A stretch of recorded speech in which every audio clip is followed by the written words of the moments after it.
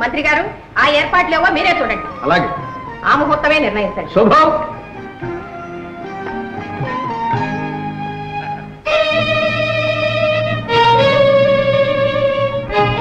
అల్లుడు వచ్చేదాకా అమావాస్య ఆగదు. ఆలోచిస్తూ కూర్చుంటే యువరాజు గారి పట్టాభిషేకం మామూలుగా జరిగిపోతుంది. దానికి ఇంకా వ్యవధి ఉందిగా. ఈలోగా ఆ అవకాశం మనం ఉపయోగించుకుందాం. ఏం చేయమంటారు? యువరాజు పట్టాభిషేకం ఘనంగా చెయ్యాలి అనే సాకుతో పన్నులు విధించి ప్రజల నుంచి ధనం వసూలు చేద్దాం. పన్నులు కట్టలేక ప్రజలు సతమతమైపోవాలి. తమ కష్టాలకు కారకుడు యువరాజే అని భావించాలి. ఈ కర్కోటకుడు ప్రభు అయితే దేశం అల్లాడిపోతుంది అని హడలిపోవాలి. ప్రతాపరుద్రదేవులే రాజైతే ఎంత ఇదిగా ఉండేదోననేటువంటి భయం భయం కాదు, భావం జనంలో కలగాలి. అవును, ఆ భావనే కలగాలి. తమరు నిశ్చింతగా ఉండండి ప్రభు. యువరాజు పేరున రాజ్యంలో నిరంకుశత్వం విలేతాండం చేయించే భారం నాది. తమ మీద ప్రజలకు వల్లమాలిన అభిమానం మామూలుగా కలిగించే బాధ్యత నాది. వసూలు చేసిన పైకాన్ని ముడుపు గట్టి మీ ముందు పెడతాం. మమ్మల్ని మామూలుగా మాత్రం మర్చిపోతండి. ప్రభు, ఈ క్రొత్త పన్నులకి యువరాజు గారి ఆమోద ముద్ర కూడా ఉంటే అదెంతసేపు అనలంగారా, రండి రండి. మన పట్టాభిషేకం విన్నాం. కానీ తమ్ములం గారు, జన్మానికి ఒకే ఒక పట్టాభిషేకం. అవునవును, అది ఎంత దివ్యంగా జరగాలి. ఆ ఉత్సవాన్ని కళ్ళారా చూడాలని మన ప్రజలు ఉవ్విళ్ళూరిపోతున్నారు. బ్రహ్మాండంగా జరిపించు. కానీ చాలా ఖర్చు అవుతుంది. ఎంతైనా పర్వాలేదు. అమ్మగారిని అడిగి ఎందుకు? మేమిస్తామని ఆనందంతో ప్రజలు ముందు కురుకుతుంటే మన కోశాగారంలో నుంచి ఎందుకు ఖర్చు చేయాలి తమ్ములం గారు? అహో, మా ప్రజలకు మా మీద ఎంత అభిమానం. అయితే వెంటనే వసూలు చేయండి. మరి ఈ పత్రం మీద మీ ఆమోద ముద్ర వేస్తాం.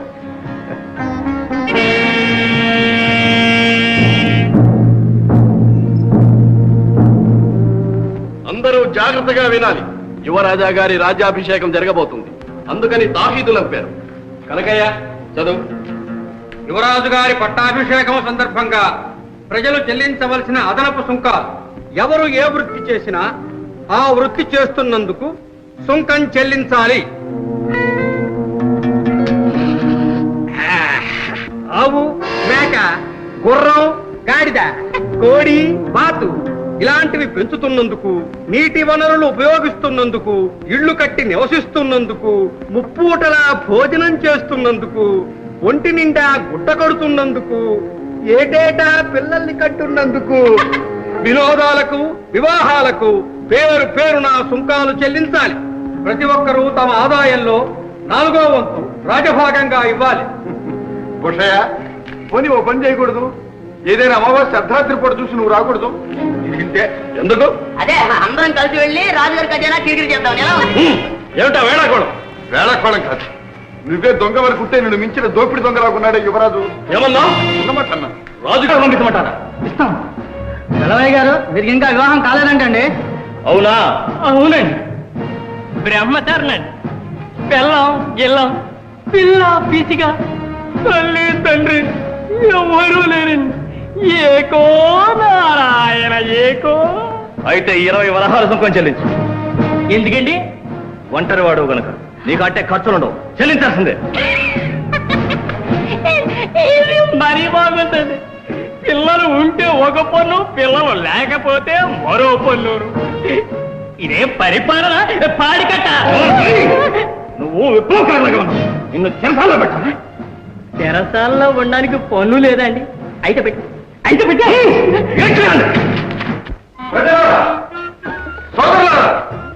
ఆనాడు మన గండికోట ప్రభువులు పరిపాలనలో శ్రీరామచంద్రుని మరిపించారు. ఈనాడు ప్రభువులు కసాయి వాళ్ళ కంటే హీనమైపోయారు. మనల్ని దోచుకు తింటున్నారు. రాజ్యం రావణ రాజ్యం చేశారు. స్త్రీలను బలాత్కరిస్తున్నారు. నాలాంటి బలహీనని నానా హింసలు పెడుతున్నారు. అధికార మతంతో అవినీతి పరులైపోతున్నారు. వారి దౌర్జన్యాలకు హద్దు లేకుండా పోతుంది. లేకపోతే ఏమిటి అర్థం లేని పన్నులు? చుట్టు పెంచితే పన్ను, పొట్టు ఉంచితే పన్ను, బోడి గుండెకి పన్ను, బోసి ముఖానికి పన్ను, బిడ్డల కంటే పన్ను, గొడ్రాలుగా ఉంటే పన్ను, దానం చేస్తే పన్ను, ధర్మం చేస్తే పన్ను, కర్మం కాలి చస్తే ఉన్నదంతా ఊర్చుకుపోయే పన్ను. ఎంతకాలం అన్యాయం సాగరిస్తాం? సగం చూపుతున్న కొద్ది మనల్ని అడుగు పాతానికి అడగదొక్కుతున్నారు. మనల్ని పీక్కు తింటున్న ఆ రావణ రెక్కల్లో కిరికిరి చేయాలి. ఏం చేయాలి? కళ్ళు మూసుకుపోయిన కబుందులకు కళ్ళు తెరిపించాలి. మనల్ని ఉద్ధరించడానికి ఎవరో దిగి వస్తారనుకోవడం కేవలం పొరపాటు. మన ఇల్లు మనమే చక్క చేసుకోవాలి, మన బ్రతుకు మనమే బాగు చేసుకోవాలి. ఇంతకాలం నిద్ర పోతూనే ఉన్నాం. ఇప్పుడైనా నిద్ర నుంచి మేల్కొని అధికారుల దౌర్జన్యాన్ని ప్రతిఘటించాలి. ఒక్క శక్తిగా విజృంభించాలి, ఒక్క వ్యక్తిగా ముందుకు సాగాలి. సామాన్యుడి సాహసం ఏమిటో అది కోటలో నిద్రపోతున్న కుర్రరాజుకు తెలియపరచాలి. ఎవరి కథానాయకుడు? వీడెవడో విప్లవకారుల్లో ఉన్నాడు ప్రభు. ప్రభు, వీడిని ఇలా వాగనిస్తే మన పథకమే తారుమారవుతుంది.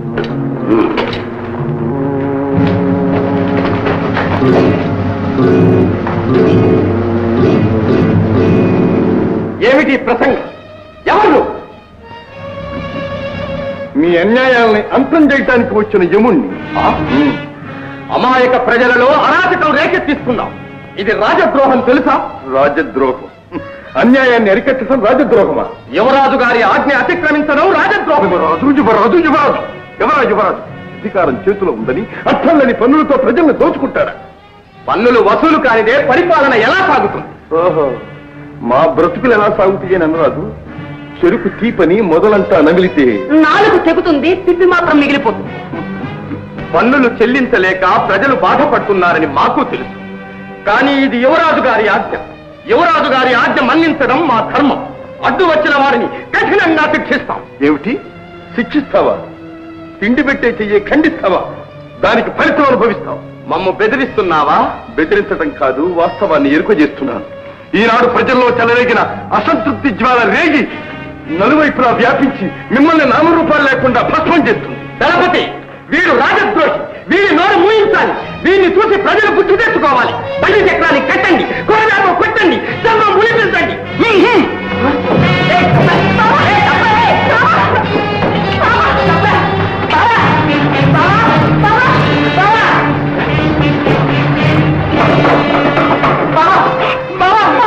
ఎంత పని ఇది బావా? ఎందుకంత బెంబేలు పెడతా? నువ్వు నన్నేం చేయగలవు? ఏమి సౌకుమార్యం, ఏమి సౌందర్యం! నీ వంటి దానికి ఈ వదరుబోతు జోడు కాదు. ఈ పాలపిట్టను పదిలంగా మా మందిరం చేస్తండి. నా చెల్లెలతో పెట్టుకుంటే చాలా తిరిగి అవుతుందా? అసలు నేను ఎవరు తెలుసా? మందించండి. నీ పాపం పండింది, ఫలితం అనుభవిస్తాం. ఎంత పొగరు! దళపతి, చూస్తారే, రక్తం చిందేలా పెట్టండి.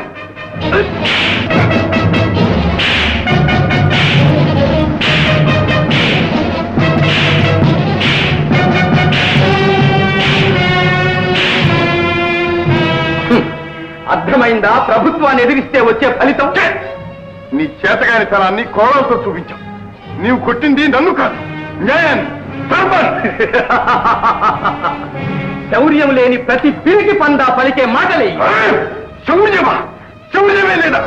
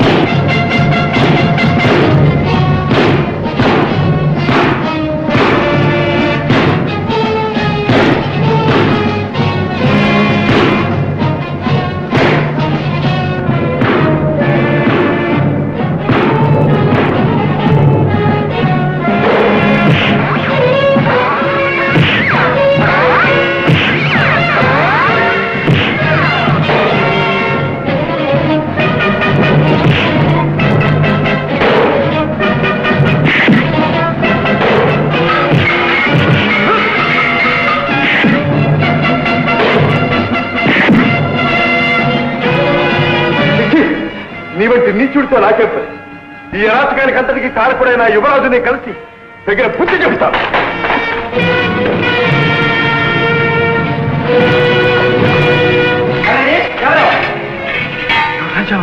క్షమించండి యువరాజా. సరే, అటుగా యువరాజా.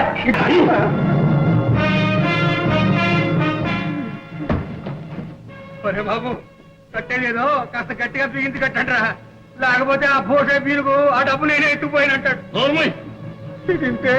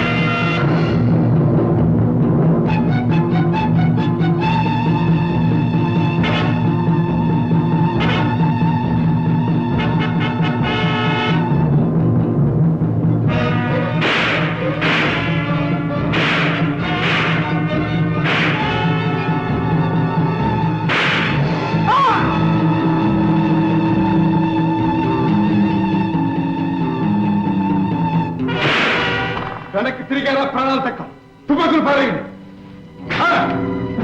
ఎదురెత్తు లేదా కోట అవుతుంది. తుపాకి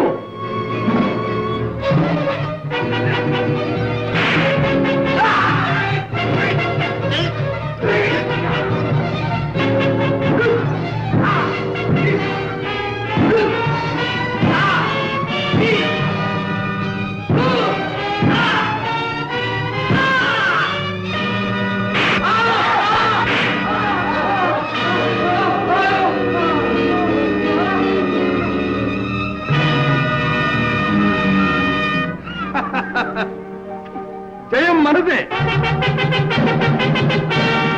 రక్షించావు రాజా, సమయానికి వచ్చావు. లేకపోతే వాళ్ళు డబ్బంతా కొల్లగొట్టి ఉండేవారు, నా ఉద్యోగం ఊడిపోయి ఉండేది. పారిపోయారా దొంగలు? ఆ దొంగ గాడిదలు నన్ను కట్టేస్తూ ఉంటే చూస్తూ ఊరుకుంటావా? నేనెక్కడ చూశాను గురువా? అప్పుడు మూసిన కాళ్ళు ఇప్పుడేగా తెరిచాను. ఉద్ధరించాం. డబ్బంతా పోగు చేయి. అలా చూస్తారా పోగు చేయడే. రాజా, గొప్ప ఆపద నుంచి కాపాడు. వెళ్ళిన పని ఏమైంది? నేను వెళ్తాం పని కాకపోవటమా? ఇదిగో వసూళ్ళు. ఇది సిద్ధాపురంది, ఇది పచ్చిపాడుది. లెక్క చూసుకో.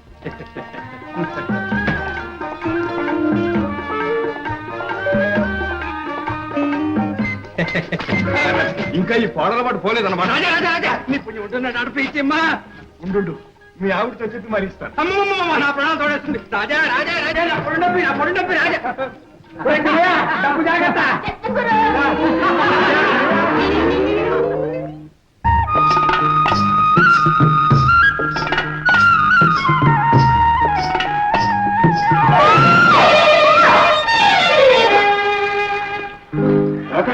నువ్వా?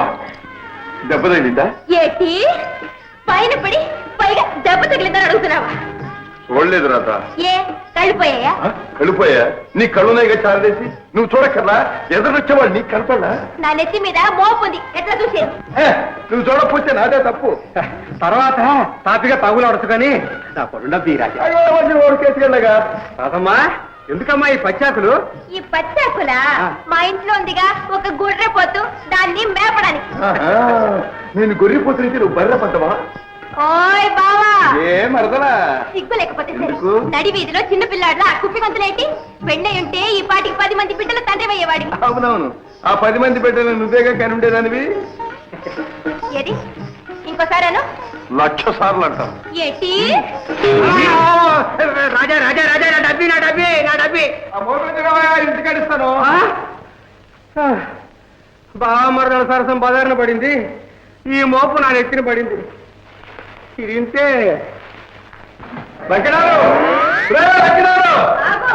రాజా ఏమిటి కిరికిరి? ఏమిటది? మీ చెల్లెకి దయ్యం పట్టింది. ఏటి నాకు దయ్యం పట్టిందా? అయ్యో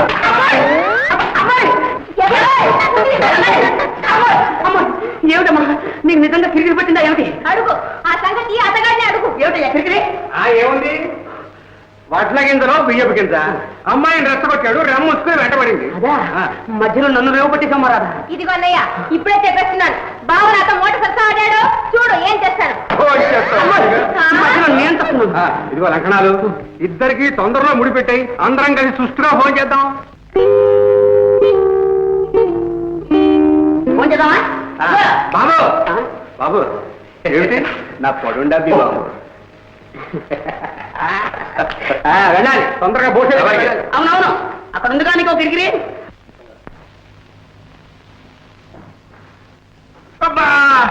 మోటు మీద ఇంకా గట్టిగా బిగిస్తావేరా? నొప్పి పెట్టిందా బాబు? రే కొండయ్య, ఇది తుపాకీ దెబ్బని ఎక్కడైనా చెప్పగలవు, జాగ్రత్త. చెప్తానా అయ్యగారి చెప్పు తీసేయకూడదు, నాకు కాస్త గుండె ధైర్యం వస్తుంది. అందులో నువ్వు నేను ప్రేమించుకున్నప్పుడు ఆ గుండు గడిగి చెప్పు. ఊరుకోండి మా నాన్న వచ్చి వేడ ఊరుకోండి, మీకు చొరవ ఎక్కువైపోతుంది. అది కాదు సుబ్బులు, ఈ రోజున్న వాళ్ళు రేపు ఉంటారు నమ్మకం అంటే అది నీకేం తెలుసు, నాకేం తెలుసు, మీ నాన్నకేం తెలుసు. అందుకని ఏ రోజు కిరికిరి ఆ రోజే చూసుకోరా శిష్య అని మా గురుదేవుడు చెప్పాడు. కిరికిరి కిరికిరి సుబ్బులు సుబ్బులు సుబ్బులు కిరికిరి ఎక్కడ దాక్కోను? ఎప్పుడు ఆ మూట్లో దాక్కోవడం.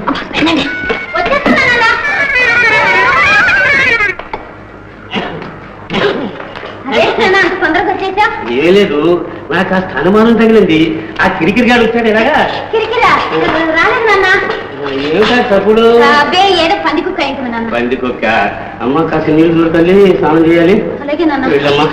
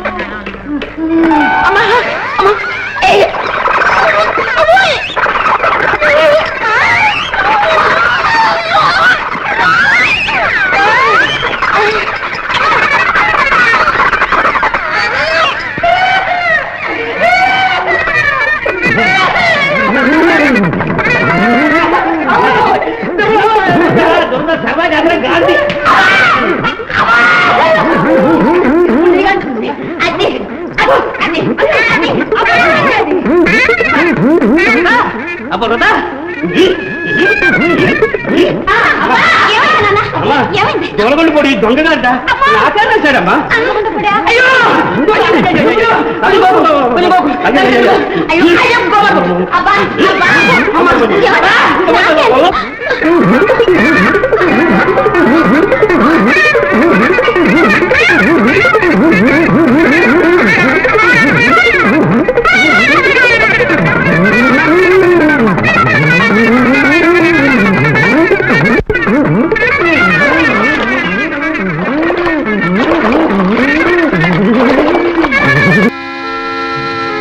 అమ్మా అమ్మా, ఎవరు? ఏం కావాలి? నేను కోట నుంచి వచ్చాను, ప్రభు రమ్మన్నారు. నిజంగానా? నిజంగా, ఎవరికి చెప్పొద్దన్నారు. రాసుకుంటూ ఇప్పుడే వస్తాను.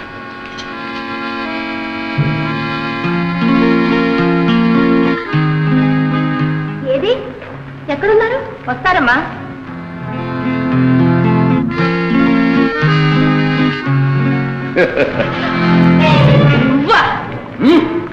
ఎక్కడికి? మొన్న తళుక్కుమని మెరుపులా మెరిసి మాయమయ్యావు, ఇప్పుడెక్కడికి పారిపోగలవు? లే దారిలో. ఏమిటి మోసం? మోసమా? కావలసినది అందుకోవడానికి ఏది చేసినా న్యాయం. నీ అందం ఈ అంతఃపురానికే శోభనిస్తుంది. అందుకే పిలిపించాం. జాగ్రత్త, ఎవరనుకున్నావు నన్ను? ఎవరేమి? తొలి పొంగు యవ్వనంతో నీ సోయగాలు దోచుకోమంటూ చాటి చెప్పుతున్న రంభరి. ఛీ, నోరు మూయి. నా నోరు ముయ్యాలంటే నీ నోరు ఇంకా చేరువకు రావాలి. వదులు, లేదా నీ గుండెలు తీరుస్తాను. నీ చురుకు చూపులతో ఇదివరకే నా గుండెలు చీల్చివేశావు. నా మాట విని సంతోషంగా నాకు లొంగిపో.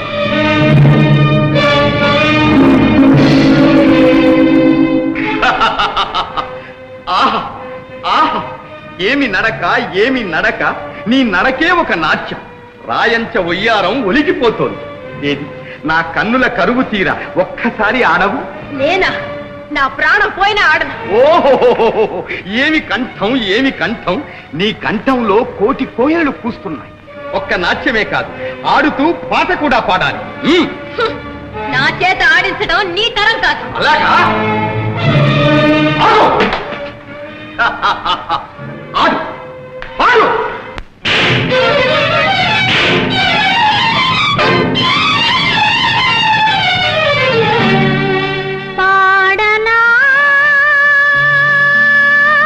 అన్ని విధాలా మనకు అండదండగా ఉంటున్న శ్రీమంతుడు. వీరు ఎండేరు మీద వంతెన, నాగులేరు మీద ఆనకట్ట నిర్మించడానికి గుత్తకు తీసుకున్నారు. 4 రోజులు అయ్యేటప్పటికి వంతెన కూలిపోయింది, ఆనకట్ట బద్దలైంది. వీరు మాత్రం లక్షాధికారిగా మిగిలిపోయారు. చెప్తాను. ఇందులో నా తప్పేమీ లేదండి అయ్యా. అడుసులో బెల్లం, కోడిగుడ్డు సొన కూడా దట్టించి మరీ గట్టి కట్టాం. కానీ ఓహో, ప్రభుత్వ పరం కాక ముందే కూలిపోయింది. ఎందువల్ల? అందుకు నేనేం చేయగలను ప్రభు? పని పూర్తి కాగానే ప్రారంభోత్సవం చేసే నాదుడే లేకపోయే. దళపతి గారు దయచేస్తారని కొన్నాళ్ళు, ప్రతాపసింహులం గారు ఏం చేస్తారని మరికొన్నాళ్ళు, ప్రభువులే స్వయంగా వచ్చి ప్రారంభిస్తారని ఇంకొన్నాళ్ళు, ఈ విధంగా జాప్యం చేసుకుంటారే వచ్చారు ప్రభు. ఇంతలో ఆ గంగమ్మ తల్లికి ఆవేశం వచ్చింది. ఆ వరదల్లో కొండలే కొట్టుకుపోయాయి. ఇహ ఈ వంతెళ్ళు, ఆనకట్టలు ఒక లెక్కటండి. చెప్తాం. పాపం, ఆ గంగమ్మ తల్లే వంతెనకు బలిగోరి ఉంటుంది.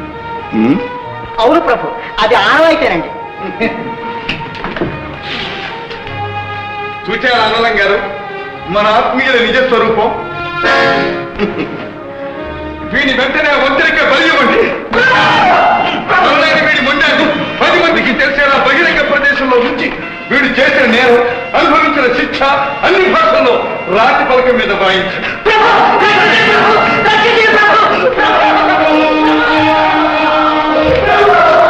ప్రభు, ఇతను ధనాసరి ధనయ్య.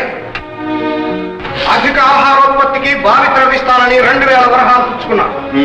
అబద్ధం మహారాజా, నా చేతికి వచ్చింది 200. అదేమిటి?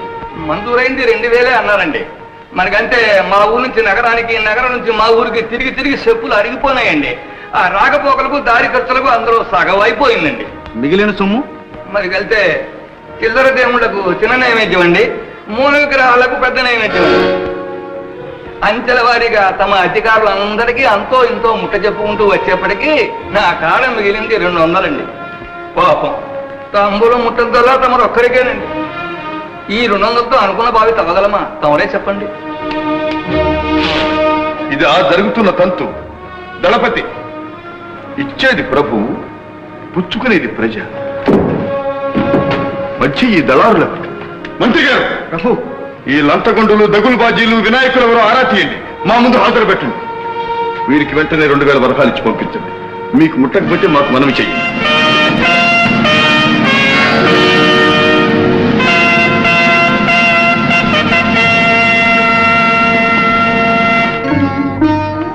ప్రభు, ఇతడు అనాథరక్షక బిరుదాంకితుడు, ముష్టి కోటీశ్వరయ్య. వరద బాధితులకని, అగ్ని బాధితులకని, క్షామపీడితులకని, బొక్కసు నిధులని రకరకాల పేర్లతో నిధులు వసూలు చేసి వాటంత ఇల్లు కట్టుకుని కొనుక్కుతున్నాడు. ఆ నిధులు ఏ విధంగానూ సద్వినియోగం కాలేదు. ఏం చేయను ప్రభు, నిధులు వసూలయ్యే నాటికి ఈ బాధలు నివారణ అయిపోతున్నాయి. అందువల్ల ఆ నిధులు కాపాడలేక భవనాలు కట్టించి అందులో కులుకుతున్నారా? ఎంత మాట ప్రభు. ఆ భవంతులన్నీ బాడికిచ్చారు, అవునా? ఆ డబ్బుతో మరో 2 అంతస్తులు కట్టించి మరికొందరి ఆశ్రితులకు నివాసం కల్పిస్తున్నావు ప్రభు.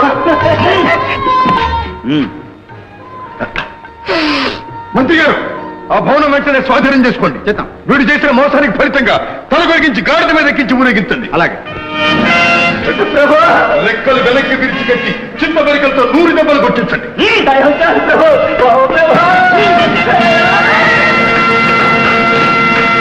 దళపతి, ఈమె ఎవరు? ఈ నీచురాలు ఈమె చేసిన నేరం ఏమిటో చెప్పు. చిత్తం. ఈమె గ్రామస్తులు మంచినీటికి వాడుకునే బావిలో పడి ఆత్మహత్య చేసుకోవడానికి ప్రయత్నించింది. ఆత్మహత్య? అమ్మా, ఆత్మహత్య మహాపాపం అని నీకు తెలియదా? జీవించి ఉండడం అంతకంటే మహాపాపం అనిపించింది ప్రభు.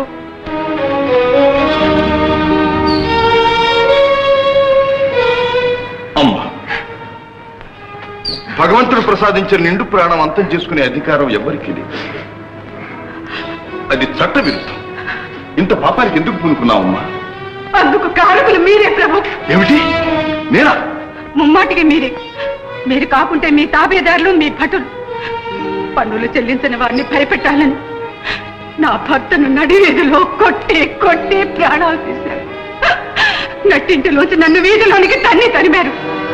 ఊరు లేని నా బిడ్డ ఆకలితో అలమటిస్తుంటే దిక్కులేక వీధి వీధి తిరిగి తిరిగి కొంగు తాచి భిక్షమెత్తబోతుంటే గుస్తికి కూడా పన్ను కావాలన్నారు.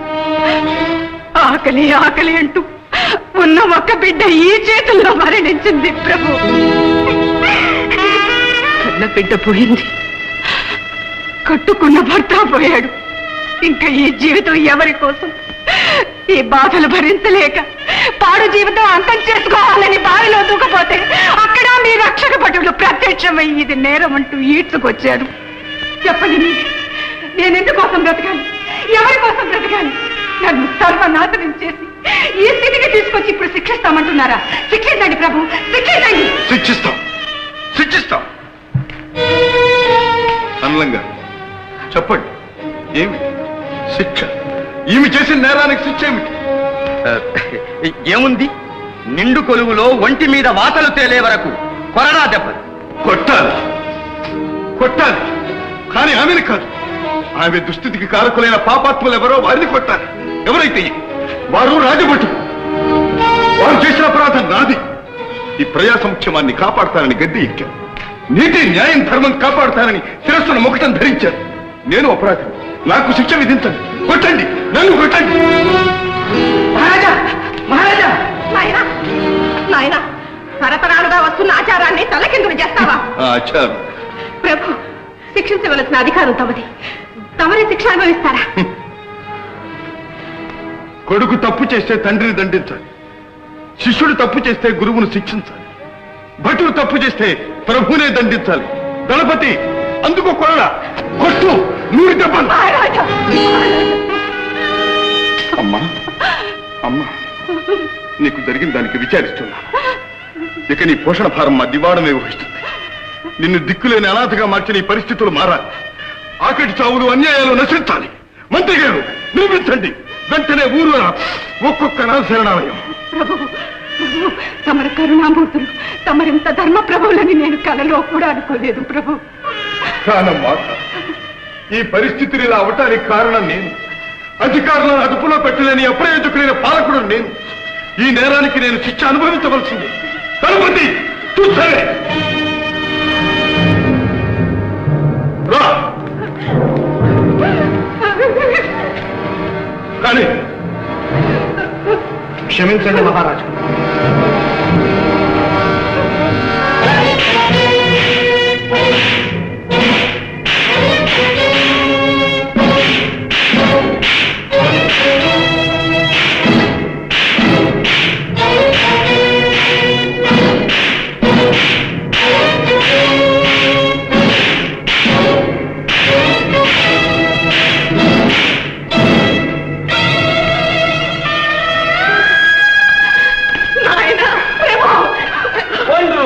Wonderful! You are a great king. Solomon came to judgment. దేశాలు తిరిగాం, రాజ్యాలు తిరిగాం, కానీ ఏటి రాజును ఎట్టి దేశంలోనూ చూడలేదు. రాజావా, మా రాణి గారికి మీ గొప్ప మరీ నీ మీద కోరిక ఇంకా ఇనుమడిస్తోంది. సిగ్గుపడుతున్నావా? నీ అందానికి ఇంకా ఈ ఆచ్ఛాదన ఎందుకు? నీకు రోజులు దగ్గర పడ్డాయి. అందుకే ఇంకా దగ్గరకు రమ్మంటున్నా. ఆహా, పోత పోసిన పుత్తడి బొమ్మలా ఉన్నా. నీ అందాన్ని వృధా చెయ్యను. రా, మా కౌగిలిలోనికి రా. నీ నటన మా దగ్గర.